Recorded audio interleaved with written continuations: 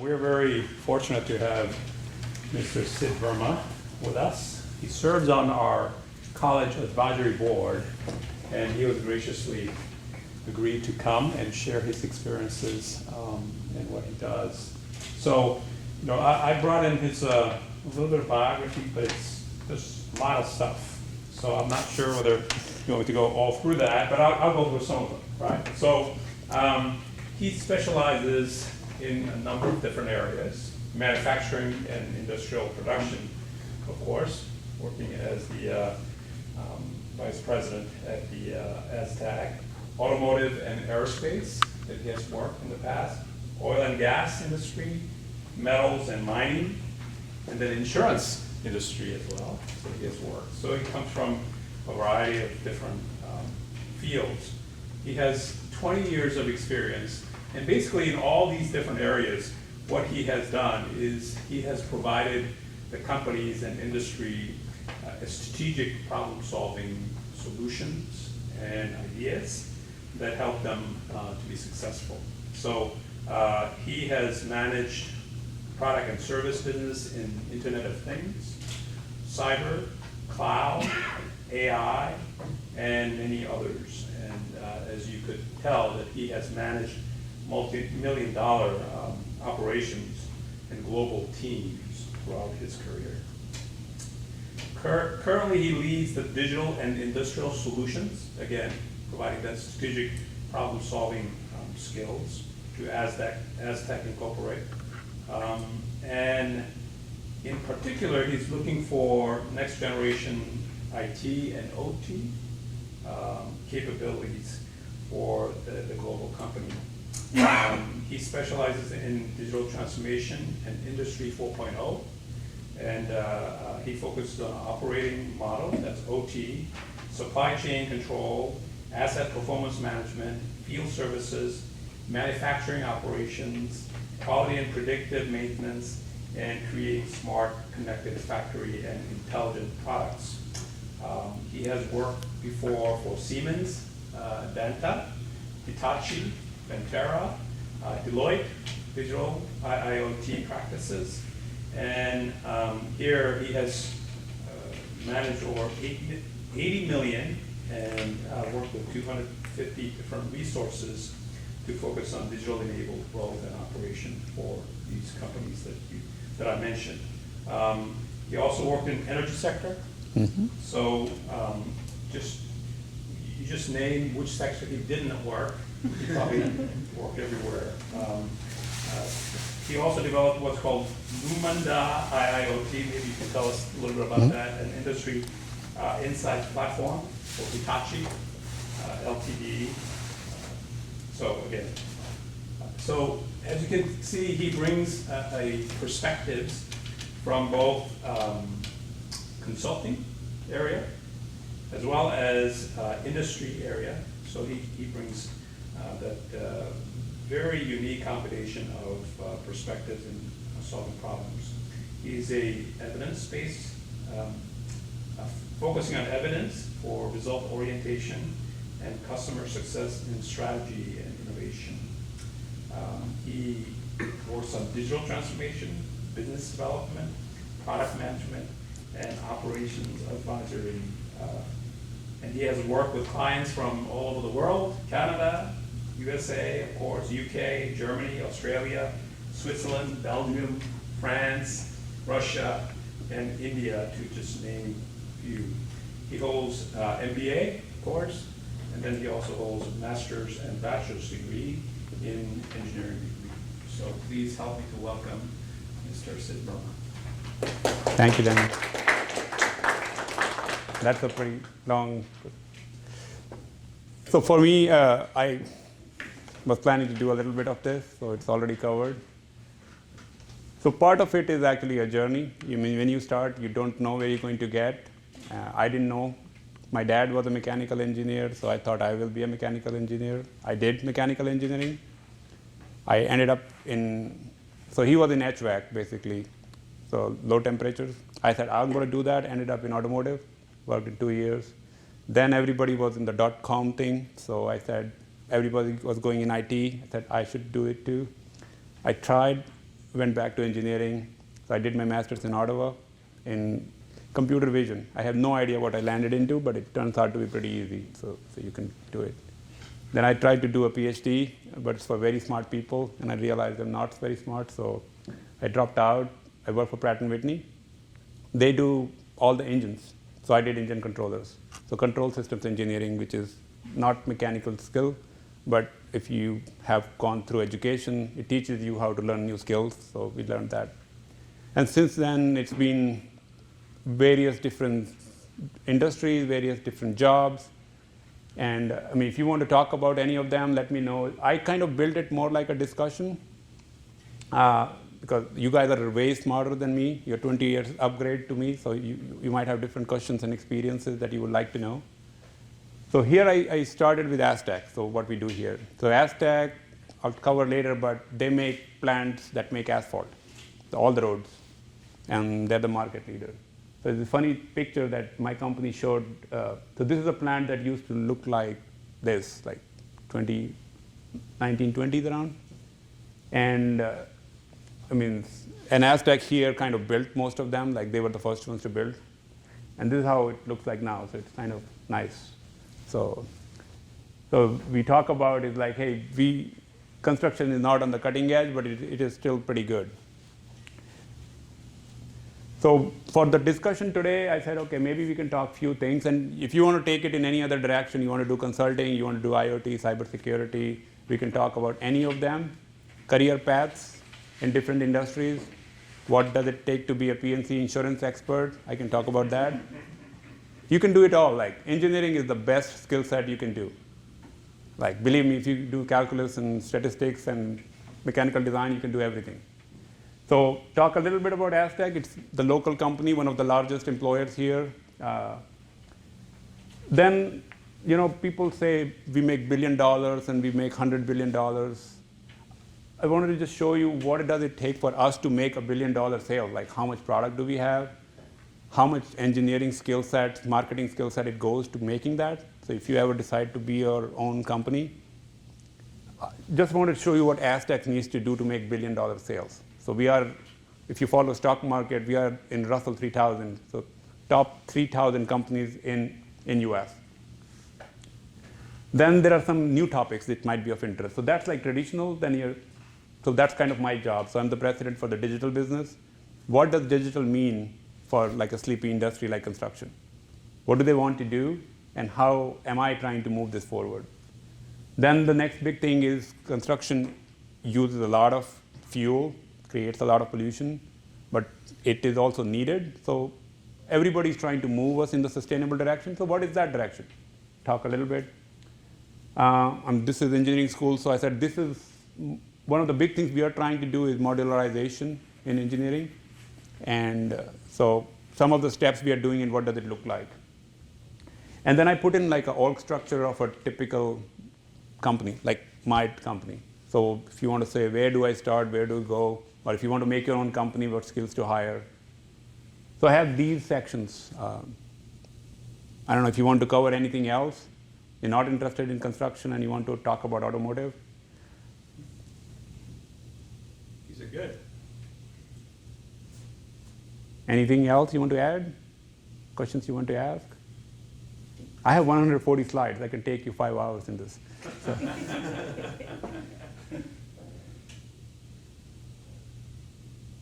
Any ideas?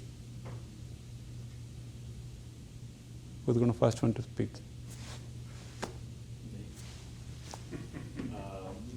You said you were in the energy sector. Yeah. Can you talk a little bit about that? In what construct? Like what's the job? What kind of work? Yeah, like how did you get started? You said you were a mechanical engineer. I don't know what like pathway you took, like when you got to the energy. You said you started in automotive for your first job. Mm-hmm. So I don't know like what stepping stones you took to get there. All right. You can answer that. How do you get into the skill you want to once you realize it's a little late? Anything else?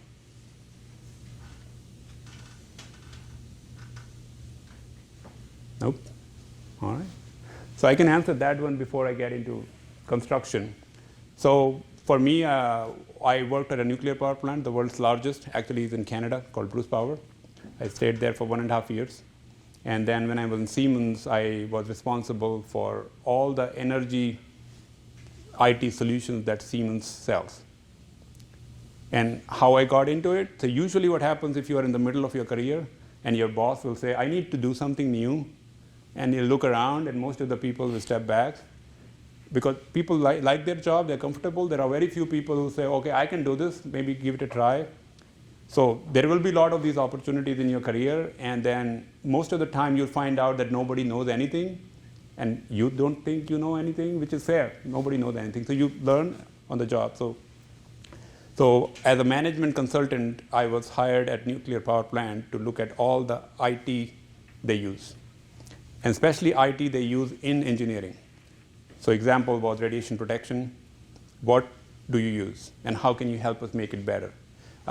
Laundry, I don't know if you know, nuclear laundry is like a big deal. They run 24/7. It's a very high-paying job. I didn't even know about it. So we were trying to say, okay, who got into the laundry, when did it come out, and do you have anything? They have laboratory management systems. They test everything. So I got into that to look at all their IT, like what servers do they have, what information, where database, and they're usually siloed. And I suggested kind of standardizing some of the stuff, common consulting skill set. And from there, I got into actual engineering, and they started asking, for example, I was saying radiation protection. So if you work in a nuclear power plant, they give you a tag, they measure the radiation dosage, you go in, and they say, okay, how much did you get today? And on a month basis, you are only allowed 12 hours as an electrician, 8 hours as an engineer. You can't have more than that safety limit. So then they write it down, they have an Excel sheet, and then you have to, I'm like, hey, you can put a database to it, and then this thing can actually be in and out. You can add it to, like, you know how punch card? Save so much time on this, and also sometimes you make a mistake, save some life. So that's a simple project I did. So means energy industry is not all about creating solar panels and wind turbines. There are hundreds of jobs, so that was one. And Siemens, they use smart meters, basically. They were the technology behind the smart meters in US. So you have a meter, it's connected, sends you a pulse of data, so you don't have to send somebody to measure how much you did. And then now if you go on your EPB website, you can actually see real time how much you're using. So that's the technology we did. So it's like, it is technology just for the energy sector. I didn't produce any coal-fired turbines or anything. So, although I could do that as a mechanical engineer, but I sucked at it. All right, let's get into construction. So Aztec, headquartered in Chattanooga, one of the larger employees, hired a bunch of engineers, product managers, marketing. It's a big deal. So publicly traded company, 50 years. So, and I don't know if you've seen some of this stuff. For me, it's very new, correct? I kind of landed into construction. I was never into construction before. But if you see this, and it's on our website, just click and you can see its animation, things move around. So this is a plant. So what does a plant do? A plant actually produces asphalt. And asphalt is where the road is made up of. Then these guys, these truck guys, they take it on the back, the asphalt, then they go on the road. And this guy is a shuttle buggy. And then it will basically, this one is the one that the truck dumps it here, and this guy makes the road, a paver. And this guy is actually the one that's taking out the road. The old road, that you take it out, you put it in the truck goes back, and you put it in the plant brings new asphalt, you put it in, you got a road. But, I mean, this is a simple, and you can do a cement or asphalt road, or concrete road, same way. You see the difference. So Aztec makes almost all the plants in North America for asphalt. And I was just reading, I don't know, 9.7 billion miles of road, whatever it is. It's a lot of road. And if you've driven in New York and Illinois, the roads are really bad. So this is a lifelong job.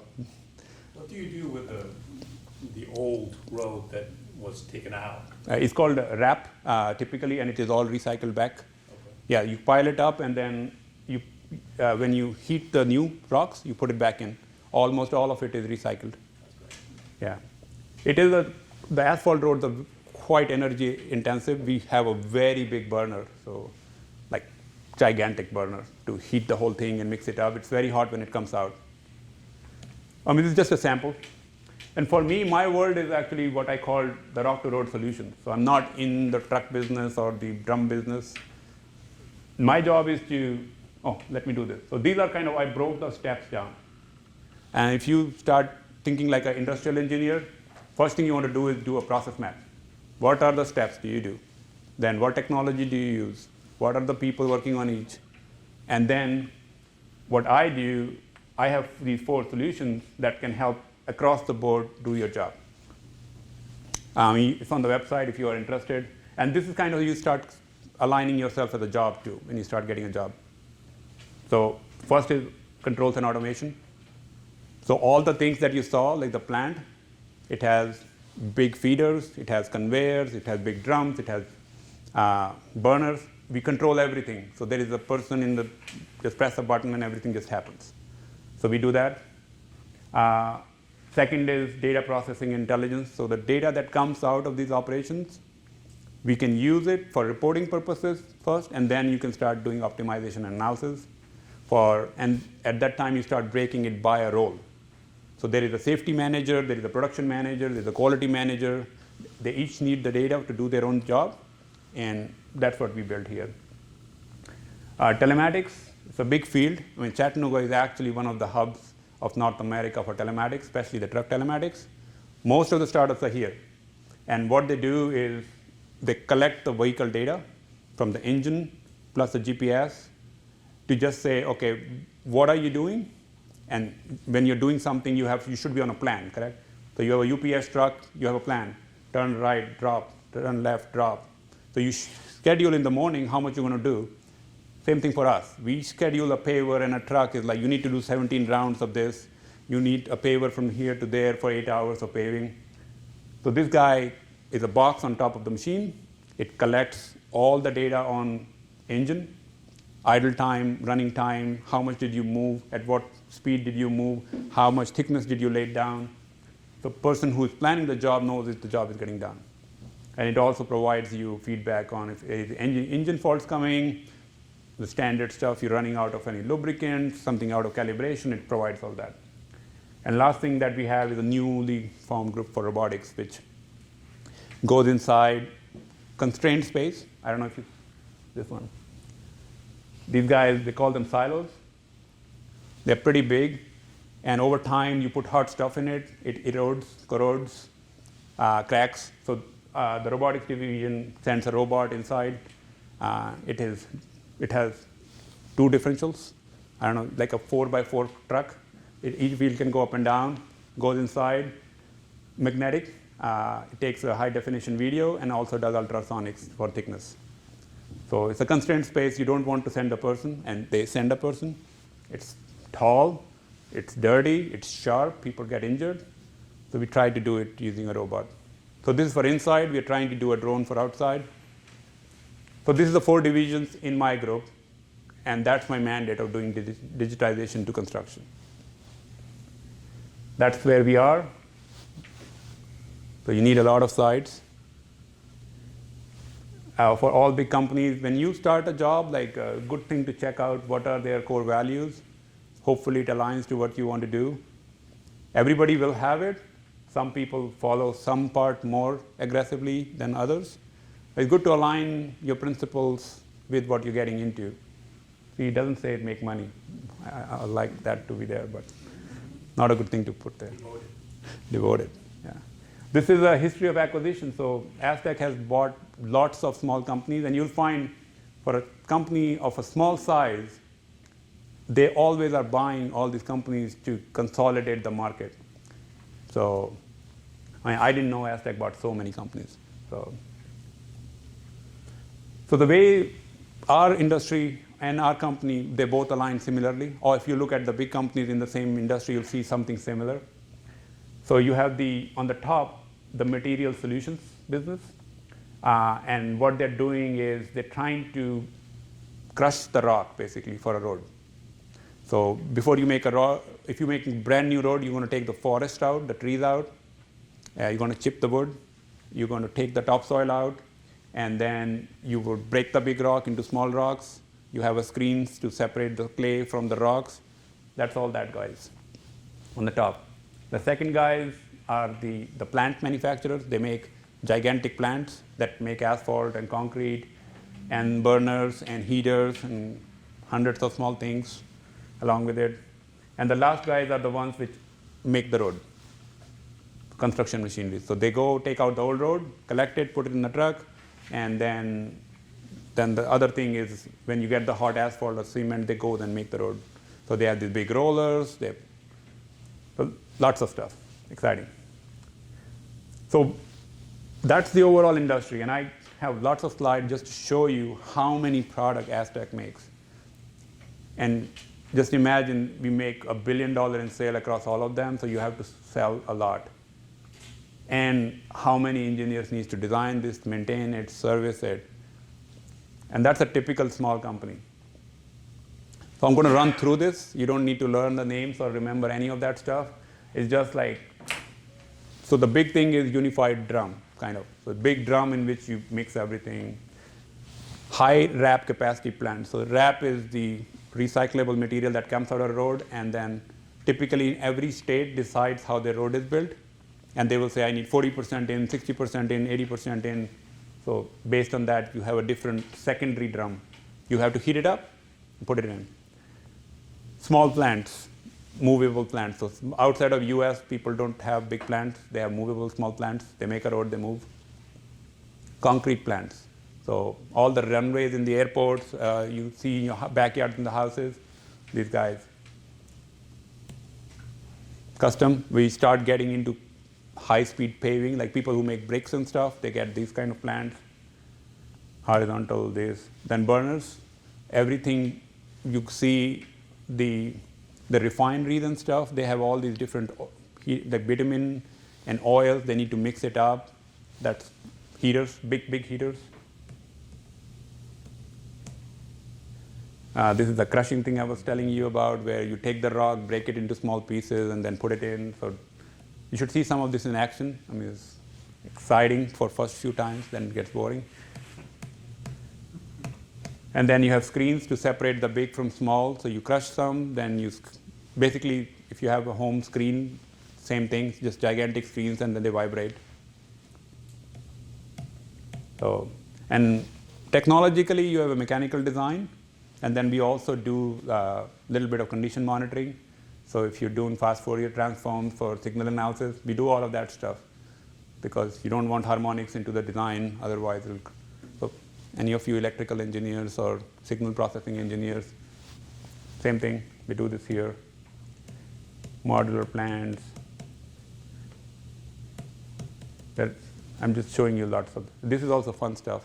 So this is called this big conveyor. So if you make a pile in one place and you want to move the pile to another place, then you put it in the big conveyor and you just drop it there. And you always want to drop from the top, so it makes a nice mini hill. So that's also an art.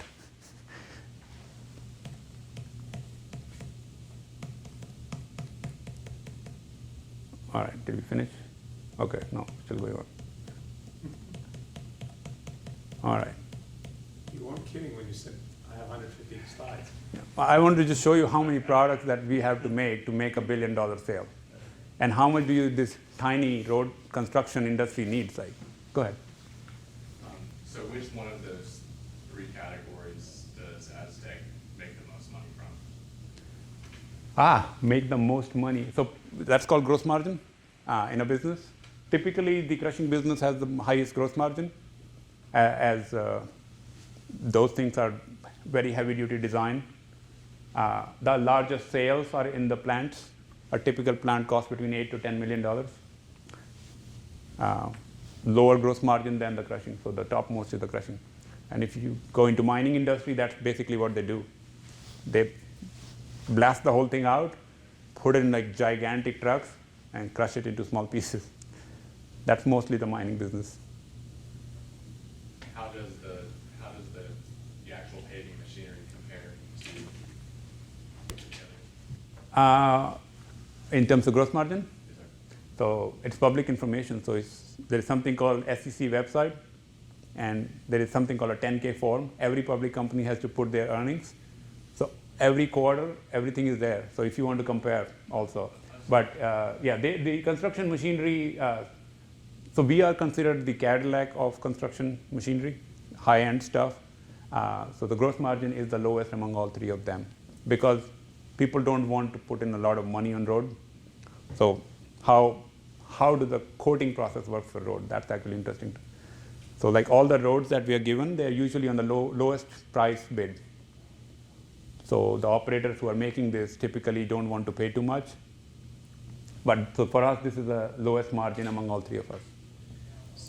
So why do you have machines that will make such nice roads? Who do you make the really nice roads for? No, we just make the nice machines. The road making guys make the roads. Okay, So operators make the road, yeah. So why are these machines the best? If they can make a better road, or they just last longer, or they are just a better product, they're easier to use or something? Or? Yeah, a few of them and some technology advantage. So when you make an asphalt road, typically a truck will come and pour the material. The truck has traveled for 20 minutes, and so the top part is cooler, the warm part, the bottom part is hotter. So the viscosity is different. So if you're going to just take it and dump it on the road, that a lot of people can do. So you will have one part that is cooler and not sticking. The other one is sticking better. So that's why your roads are up and down, crack so often. So for us, our system will actually take it in, roll it, mix it up. So when you're putting it in, you get consistent. Then the density, and then how much you roll, like put a weight on it. So you have a lot more controls on doing those things, but not everybody thinks it's important. So like if you ever go to Quebec or New Jersey, like you will see the difference. So of course they last a little bit longer. I don't think it lasts too much longer, but what you get as a road could be way better. But then there is no warranty on the operators on the road. You build it at the lowest price, so But are the customers typically state and local governments? oh no, they are road operators typically. Okay. So somebody, operator will take a project for making a highway or a road or a bridge, and they will buy a mix of this plants or machinery. So a contractor who won the award from the city Yeah. will then reach out to Aztec. Yeah, yeah. So not everybody is vertically integrated. Different parts of the companies can make this or buy different parts of it. So the plant operators tend to be fixed, and they make plants, asphalt, and then different companies will go buy asphalt from them. And road paving guys are different, like they move from highway to highway, state to state kind of thing. So there are few in Georgia, like we have C.W. Matthews, which is a vertically integrated, end to end, they do everything. So that's they call it horizontal construction. So when you make the big building, it's called vertical construction. So they can use the concrete and cement, but most of our stuff goes into horizontal roads. And then, of course, bridges are a little bit different. So that kind of gives you a little flavor of what Aztec does and what you can expect from a company like that, and when you graduate, where you can expect to do a job. And there is a lot of variations in which way you can provide your skill set or use your skill set. And within few years of your job, you will start getting lines blurry between electrical and mechanical and civil and project management and costing and safety. You'll be expected to take care of everything. And as you go higher and higher, then you will have to take care of marketing and HR and everything too. Like so keep that in mind. What is this part? Do you want me to get into any more construction? You have enough of construction already. All right. I have a question. Yeah. Do they also recycle the concrete? If you take concrete off the road, do you then use that again or not? I don't know that part. I have not seen them unless I have no idea. Usually you have to take it out, crush it. I don't know if the concrete can be reused. Good question. I have no idea. All right, so this is my Industry 4.0 slide. So as you graduate from electrical, mechatronics, civil, the buzzword is Industry 4.0, industrial IoT. What is that? And what is the work that is inside it? I don't know, any of you heard this before? Like smart factory, industrial IoT? All right, that's cool. So this is what you get in now. So this is no longer new. I have been doing it for 7 years, so it's pretty old now. But still, you can get most of your jobs by saying that you know this stuff. So you see this part. So this is a manufacturing value chain typically. As I showed you the construction value chain, always remember in the industry you're getting in what's the value chain. So you get a raw material, you have suppliers who provide you raw material, you have inbound logistics, then you go into actual manufacturing. So let's pick up automotive. So Magna is the supplier, Ford is the company, and they providing you tires or whatever engine. You will order it, you will send a truck, they'll bring it over. It comes in, warehousing, inspection, then somebody will order a manufacturing. So you will have a system called manufacturing execution system. They will take the material, some people put it in, you build the product, test it, put it in the shipping area, somebody will take it out, ship it out, and then somebody at sales will actually get paid for it. And then something breaks, a part is needed, they call after sales. So this is the automotive or any industry's generic value chain. When you get in, you will get into one of them. Typically, engineers think they only go into manufacturing. You get into anywhere. And then if you look at any one of these boxes, let's say manufacturing, how is that structured, correct? They have technology and processes. So typically, there is a process, there's a document, you shall do painting, you shall do welding. Then there is a device, a welding device or a condition monitoring, there is a vibration sensor. If you're running CNC machines, they have CNC machines, NC machines, PLC machines, and then you have supervisory control. Then there is an industrial engineer looking at, hey, you were supposed to do that, did you do it or not? And then from each side, then you bring it to enterprise level. So this is how industry was set up when Ford set up its first production line. Same thing. Then there was industry 2.0, 3.0, and we are now at 4.0. So ERP was kind of the 3.0 generation, where you can look at the systems high level. Now we can actually look at the machine data, quality data, inspection data, labor turnaround, and influence the decision that we are making in different sections, from different sections. So an inbound truck, GPS, and weather can tell you, should I delay the manufacturing or not? You think as a human being you can do it, but when you are getting 4,000 shipments every day, you cannot. A system has to tell you. And last moment you're missing a tire or an engine, the whole thing has to shut down, so you can't make it. So those things are relatively important, very obvious in everybody's head, very difficult to actually execute.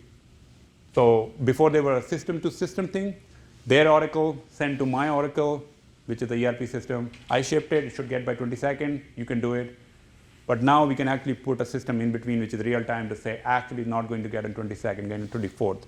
Or I'm going to come on 18th, you better have some space for you in your warehouse because people don't have space in the warehouse, then you send the truck back. So all these practical problems, you can now plan for it. So that's called Industry 4.0. Different countries call it something else, but that's basically what engineering function is behind it. And as you can imagine, I'm a consultant. You can't do it in day one. You need to step into it, and you have to pay me for every project. So that's the kind of a journey that you want to talk about. So this is a big deal. So this is digital transformation. This is Industry 4.0. This is IoT. This is smart manufacturing, smart production. This is all it is, generally speaking. And it is very hard to do. And you will spend your next 20 years if you get into this, and you can make your career on it, or not make a career on it. Anything here, question-wise?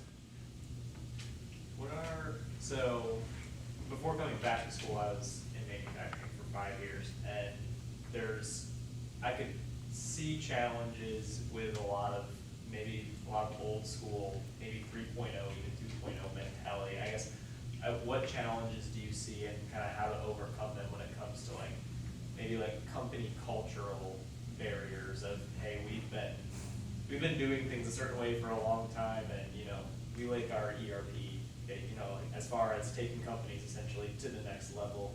I don't know, I guess what kind of barriers of implementation, both technically and company culturally? Does that make sense? Oh, it does. It just, it's a very long answer to your question. So as an engineer, we are not taught about how to do these things, correct? I mean, you have a better version of design software, everybody should use it, correct? It's obvious. When you get into real life, it's like, hey, I know AutoCAD 2.0 that was released in 1979. It does my job. Why should I go on SolidWorks, which is best of the art, whatever, integrates to everything? Like, doesn't help me out like at all. Like, and I have to learn this new thing. And then at that time, you can replace me with somebody who actually knows it, who's half the tenure and quarter the price. So it's a very difficult problem. Like, I mean, there is no one answer to it. Like, there are whole gigantic companies sent around helping you, human change management, training. Typically, the way it should work is, as a management team, you create a case for change. You justify the change by saying, if you do this, you will be more safer, more productive. Hopefully, they buy into it. Then you set up introductory and training classes to say, this is what's coming. So, see, this is what you do, this is what's coming, and it's going to not only change this part of your job, but I know you were using AutoCAD 2.0, but you have to download the bill of materials and upload it into PLM, Product Lifecycle Management. You won't have to do that. And hopefully you can do 3 more drawings a day. Does it make you happy? Is this what you want to do? Most of the people will say yes, but still don't want to do it. But let's say you have educated them from before and after. Then you start training sessions for them to say, this is how it looks like, and you plan their 90 days of job. And say, I want you to do this today only for 2 hours and come back and do your job. Then maybe 1 more session. And then after some time, you say, okay, transition.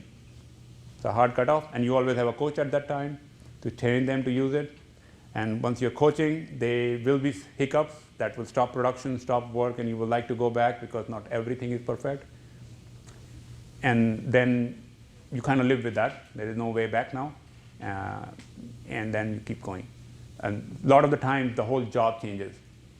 Correct? I don't know if you read ChatGPT. I'm sure everybody's reading. I give it to my external communications guy. I'm like, I don't need you anymore.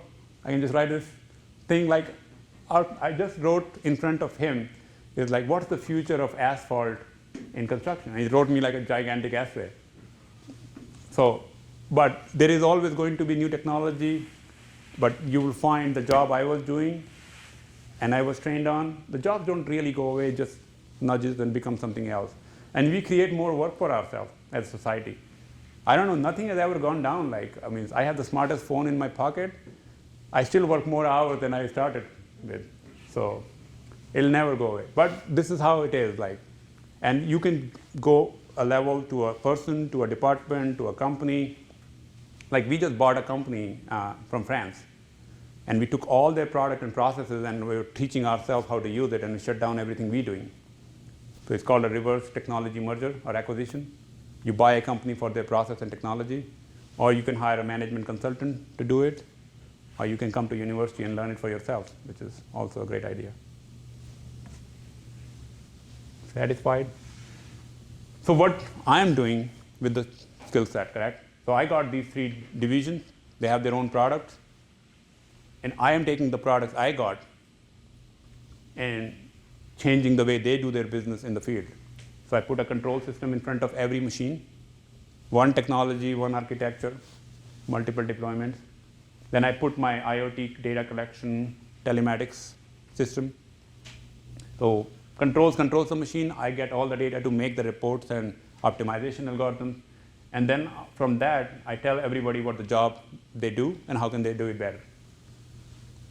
So that's how I'm transforming Aztec and the operators who use Aztec equipment.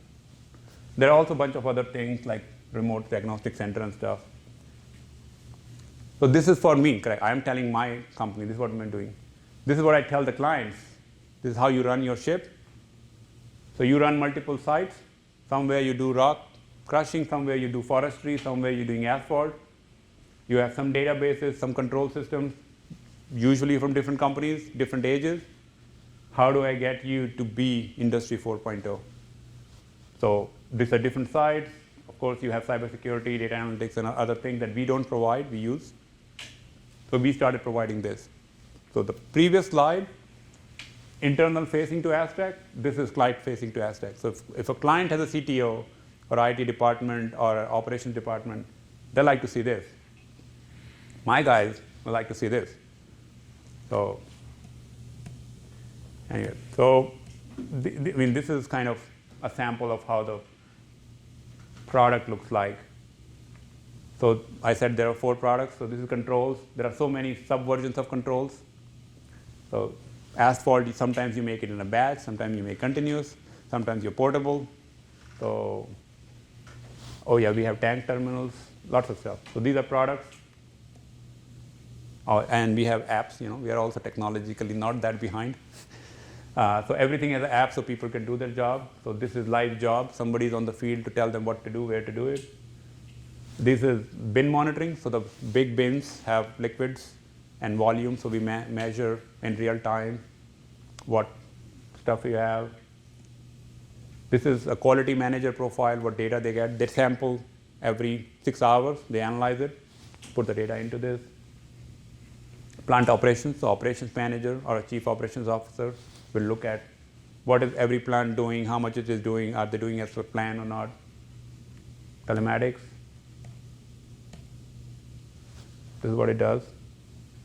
Kind of for equipment at a job site. So you're making a road, that's a job site. This equipment, weather, start time, idle time, fuel burned, average heat mood. So this is kind of the general things you can collect from a telematics device. You put it in the planning system to say what's the planning, is it doing as per plan? You can send it to the maintenance system to say does it need any maintenance.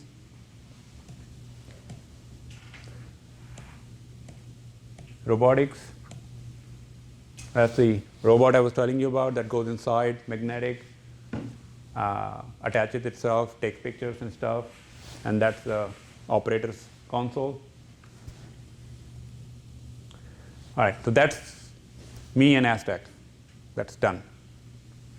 I have a bunch of other stuff that we can talk about. I want to give you more time now to ask. Like you're now almost like 40% expert on construction now. What else do you want to talk? So I have what? Sustainability, and I have one more topic, modularization, organization structure. Yes, sir. Does Aztec, they sell the telemetry stuff you were talking about? Do you make that and you sell that, and that's how you optimize the process because you get all this data and you know what I'm saying? That you make that, and then you sell that to people and you show them how you can use this to improve their company or their process or whatever. Yeah, so we sell the telematics as a technology. It comes with a hardware box that goes on your machine, connects to your engine, and then we sell them the app and the web link. And so people who are running this will get access to this page.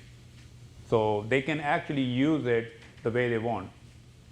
So we sell this access to they buy the hardware and they get access to this machine, portal. And they can use this to say, so a lot of the big companies now look at idle time and fuel burn as sustainability metrics. If you're optimizing on sustainability, you want minimum idle time. So we sell them this product and they can use it in different ways.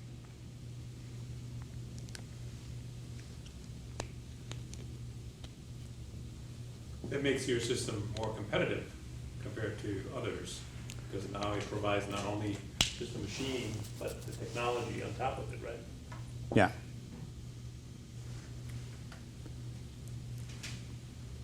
You want me to keep going on in more presentations? I thought by this time you'd be bored of presentations. All right.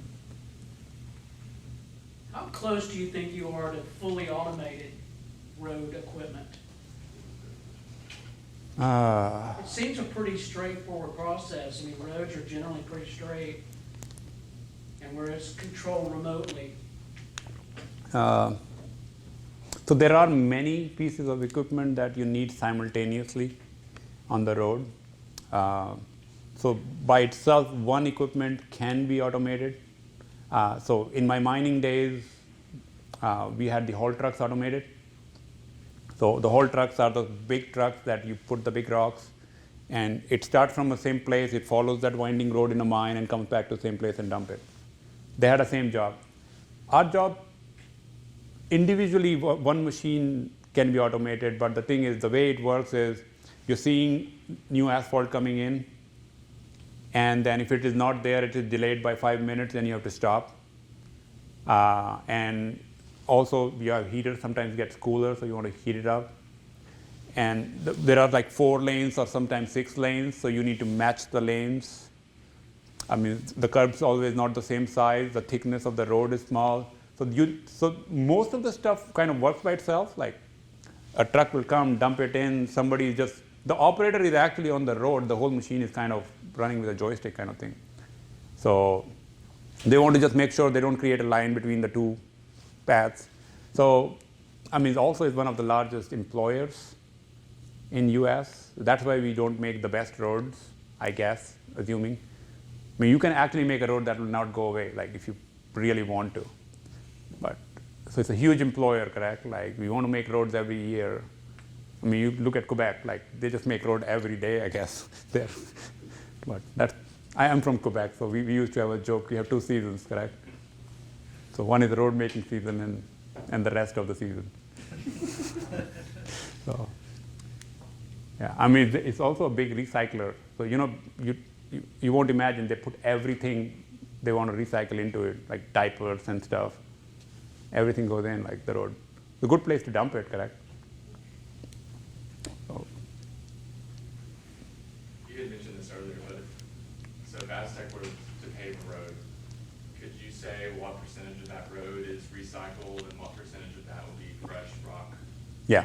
So that's actually, so every state decides, they have a Department of Transportation, and they decide the spec for a federal road or a state road. And they will tell us how much to use. Because the weather is different in every state, and they have kind of done their own science to say which combination would be the best. So usually everybody likes to, so in Europe they are at 70 to 80% recycle. Yeah, because they are run out of new roads to make, I guess. So you take the old road out, where do you throw that thing? So you put it back in. US can still make new roads. You have a lot more rural areas to make new roads, bigger roads. So, and most of it is my assumption, but that's how it is. So state decides how much you want to put in. I think the plants can run up to 90%. So the new, basically what you're getting from is, the rock is the same thing. Once you heat it up, the oil comes out or the bitumen comes out. The amount of oil which is there, the black stuff, is you want to put it back. Once you heat it up, it is like new stuff. So you want a little bit new, just for cohesion stuff. And I'm not a road engineer, I'm a digital engineer, so a lot of my talk is assumptions based on educated guesses. So now the new engineers, they're thinking about the long term, how to, we talked about recycling, but they would be interested in what can they do to do 100% recycling, right? Rather than 70% you talked about. Yeah. Are there reasons that prevent them? Are there new ways that they need to come up with to make it 100%? What do you think?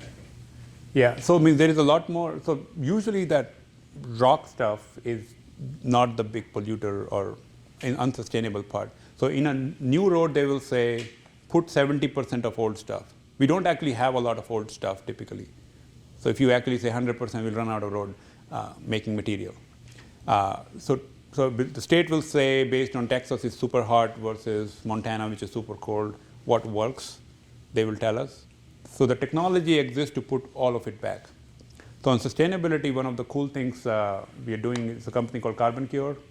So they take carbon dioxide, compress it a little bit, and when concrete roads are made, they just pump it in. So you kind of putting it back. So they're doing that sustainability thing. I mean, we put in glass and we put in a bunch of stuff that is not recyclable into it. Like, I think tires and stuff, but you can only put a portion of it, otherwise the road will not be sustainable for long term. But I mean, road making is a way to kind of put everything nicely, not going to a dumpster, basically, you're putting it under the road. And they have done science to say how much you can safely put in.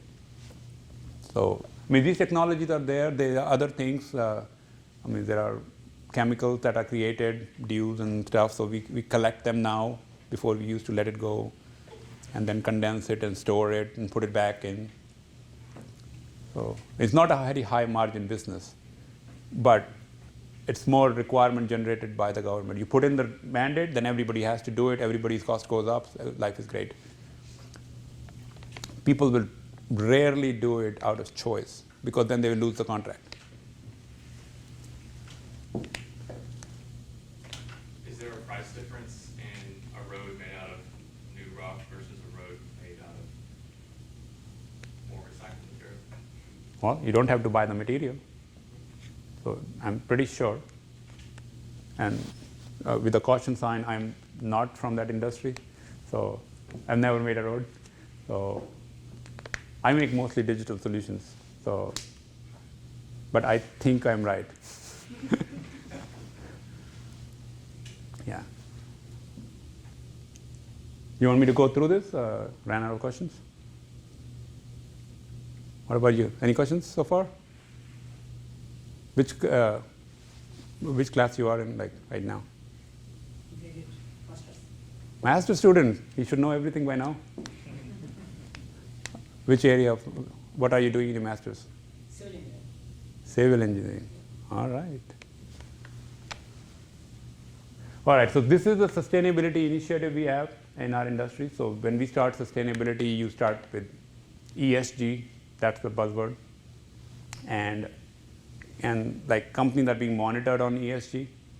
So we also look at it the same way: environmental, economic, social. And typically people talk about the environmental, which is the pollutants and emissions. That's like we like to control, not put it out any unsafe amount. And the last one is where a lot of our industry is decarbonization. Basically take the carbon outside of the environment if you can, and that's what Carbon Cure does. Take it from the environment, dump it in, and taking the wrap and putting it back in does not use new bitumen, which also does that. So this is something good for us. There is an association for road construction in asphalt called NAPA, N-A-P-A, and they ask us to tackle our value chain. They give a number, A1, A2, A3, and say, we want you to capture how much carbon you create, document it, and then try to improve it. And they have asked to put a nutrition label for every piece of asphalt we make. It's called EPDs, Environmental Product Declaration. It's not mandatory yet, but it's getting there. We didn't even, as an industry, kind of know what we were doing, like how are we going to improve it. Now, this is something good that is coming out, that means they have done some research, they put it out, and now we know, okay, we used 12.4 megajoules of energy to make 1 ton of asphalt. Maybe we can do better. So this is just a way to measure, not yet change. So we were doing some footprint analysis. So when you make a road, so upstream and plant operations, there's a plant making it, and then transportation. So this is kind of where, I mean, these are still statistical numbers that might go up and down. That's how much like carbon footprint for manufacturing or road building is. And then because we are plant builders, so the plant is on that gray side, and majority of the carbon comes from the heater or the big natural gas heater that is used to heat the bitumen. So in Europe, they actually do cold bitumen plants. I mean, they don't get good roads out of it, but they don't heat it. So all the rural roads, you don't need to really heat it up. You can do cold and then press it. So you'll get a road. But at least it's good on environment. So that's kind of once you start to identify and have a number, then you can go after these things. So one of the things Dean Peck was asking, like high rep. So this is like, can you increase the rep in the plant? We do that. We tell the states, and then states can increase the limit that they want. All right. So improve the burners because that creates the most energy. One thing we found out was the amount of water in the rocks increases the amount of fuel you need to heat it because it has moisture in it. So just capturing that number and then drying it somehow before, or like when it rains, maybe cover it, is a big deal in our industry. So in Texas, they will always have less fuel usage because it's dry. This is a big deal now. Start to use hydrogen as a fuel in the burners. So we tested it out. Typically, safely, we can put in 30% in a burner. And I think California has kind of made a mandate that, I don't know, next 5 to 7 years, only hydrogen burners. Although hydrogen is explosive, we can't make it, we can't store it easily, it's more expensive, but California is California. So, nice people. I'm from California. So. Reduced temperature, it's like, hey, can we not have it at 220 Fahrenheit, maybe 218, what's the impact, and then tell it the operator. Electrification, like in Europe, there is a lot of electric plants, like electrical heaters rather than natural gas burners. So this is the idea we are bringing, working it out with our clients, talking to the industry, talking to the government, and like, hey, we can do this stuff. Like we know our way to sustainability, and every nice industry is trying to improve the planet, and we are doing the same things. So if you are in this, we are going in the right direction, and we're going to make it better and better, and maybe come to a fully autonomous plant before we maybe do a fully autonomous paving. I think this is a lot more easier. It's already controlled. All right, so that kind of covers my majority of my presentation. Then I start getting into real engineering. I don't think you want engineering from me. So, all right. I guess I'm running out of time. Any more important questions? Oh, I want to show you one thing before I go. Oh, yeah. So I built this just for an FYI for you. This is my division. I have like 100 people in my team right now, all in different geographies. But for a large or a medium-sized group, typically you want to have somebody who sells, markets your stuff. And there are technical marketing and technical sales also. So engineers are typically hired there. There's a product management group, which is a little bit functional in nature. So engineering management plus engineering is a pretty good deal for this. You have developers, software. I have lots of them. And they fall into different categories. You have Java, Python, database engineer, UI, UX, test, release, you name it. These are the more PLC controls type engineers. So I have mechanical engineers who do designing and drafting. I have electrical engineers, manufacturing engineers. And then always the support function, which is where all the money is. And of course, at the bottom, we have support and customer success. So you sell a product, you want to make sure somebody is using it properly, and you help them use it properly. And if the enhancement comes, you tell them it comes. So that's the customer success. So that's a typical, oh, I'm missing a P in my typical, but that's the typical organization structure. So when you land in a company, energy company, nuclear power company, they are kind of built like that. And you can get into from any channel up, and then all you want to do is become the president. Takes like 15 years based on my experience. All right. Oh, yes. You heard in the beginning how much you've already done in your career. Just wondering if you could go back, would you do anything different in the beginning, or some lessons you learned along the way that you want to share with us? I don't think you're going to like my answer. So every time I planned my career, I ended up totally different place. So I wanted to become an HVAC engineer like my dad. He was in low temperature helium, cryogenics, and I ended up in automotive. And I think every industry gives you an opportunity to love it, do the best in it, because everybody is trying to move forward in that direction. I mean, there were many mistakes made, but I don't have the, I guess, I don't look it backwards anyway. I mean, I'm in the big time in stock markets. I learned it the hard way. Don't look back. We will always be upset. So same thing in my career. So, I mean, I was in engineering. I was in aerospace. Awesome job, relaxed, high paying, low stress. I got married. My wife got a job in the city. I couldn't get a job in the city, so I did my MBA. And I went to Deloitte in management consulting. I have no idea what it was when I showed up. And I ended up in banking and insurance. And as an engineer, you'll get it, like, believe me. I mean, engineering is such an awesome skill set. You get in, I'm like, what's your process? Okay, what's your step? What's your input? What's your output? Where's your calculation? That's insurance. Like, they look at the people. Okay, what's your property? What's your rating? What's your risk? You multiply by that, you get your insurance premium, and you charge it. I'm like, oh, that's just simple math. I can do it. And you can do it better than them most of the time because you know you actually can do statistics, which most of them you'll find cannot do. Engineering is like the best skill set. Can take you anywhere you want. So I don't regret too much. Doesn't help. Already getting too much white hair now. Maybe one more question. Yes, sir. You mentioned a 2% reduction in the humidity, moisture level in the air constitute 21% of energy requirement. Ask again? The last, you mentioned a 2% reduction in the moisture. Yes. Yeah, you require what you call 21% more energy requirement.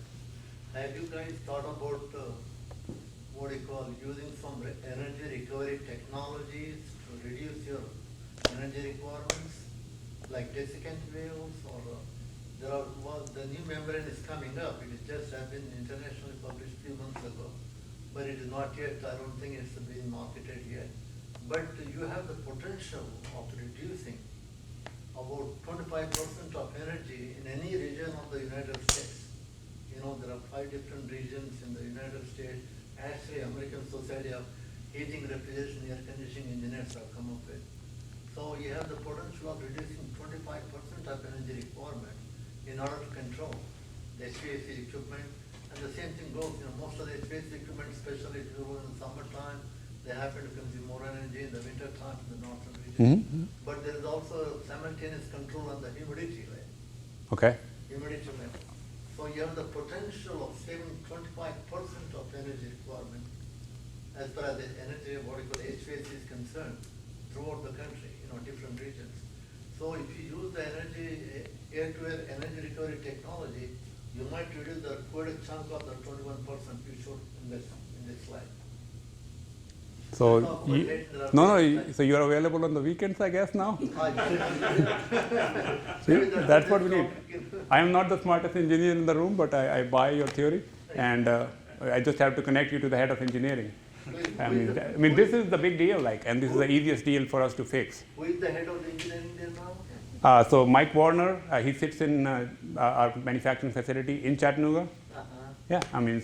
He was my former student. Tell him about me. All right. That would be awesome, like. But he was my student when I first came here 41 years ago. Awesome. I mean, you are way smarter than me. Like, that's why I figured out I'm not cut out for. It's okay. So you weren't going to answer that question. No, I will pass it to somebody smarter to solve it. Michael Warner was one of the best students of engineering. Okay, so thank you for that. We're doing good right now. Hopefully we get better now. Yes, sure. Well, let's thank our speaker for the time that he spent with us, and thank you so much for sharing your experience, some wisdom, and all the above. So we have access to him and his experience. So if you have questions or want to get in contact with him for additional advising, or whatever it may be, let us know, and we'll do that, okay? So thank you for being here. Have a wonderful Thursday, and we'll see you soon. Thank you.